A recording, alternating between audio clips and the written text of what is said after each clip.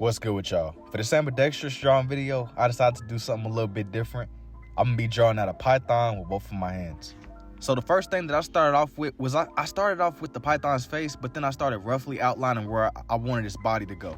I've been kind of just drawing a lot of different animals as is, and I mean, since I've already drawn gators and bears, I might as well add pythons to the list too, you know?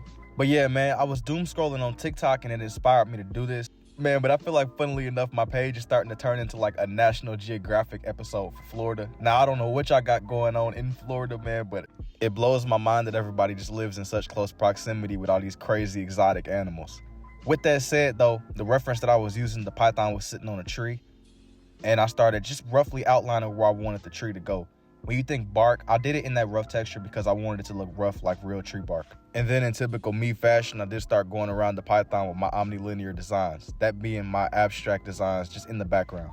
I've come to realize that I'm inching closer and closer to realism, but I'm at that weird in-between stage where I'm not quite there, but I'm not quite where I was at first, where it was just completely abstract, if that makes any sense. I'm not completely opposed to the abstract way of this though, because I feel like it brings it to life in a way that a picture never could.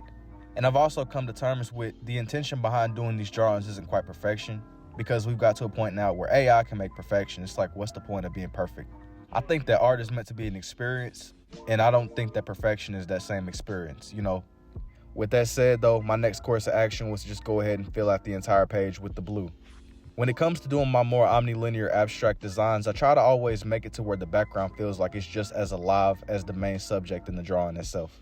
I'm also trying to get to the point to where it's like, even if my designs are similar, they all move in their own unique way. Each design is its own thing. There was a little bit of patches that I seen that I felt like I wanted to go ahead and fill.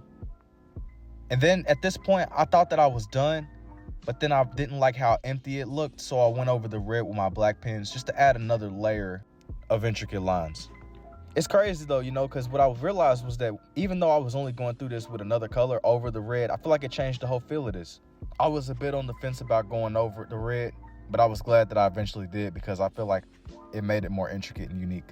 Towards the ending of this though, one of my pens did run out of ink. I had to switch it out again, but by then I was really on a mission and I was already mostly covering the red with the black, so I was just like, I have to finish this.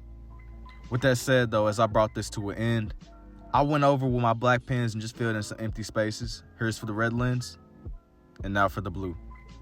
Let me know what y'all think of this one down below, and if you're interested in seeing more drawings like these, don't forget to like and follow, and I will see y'all in the next one.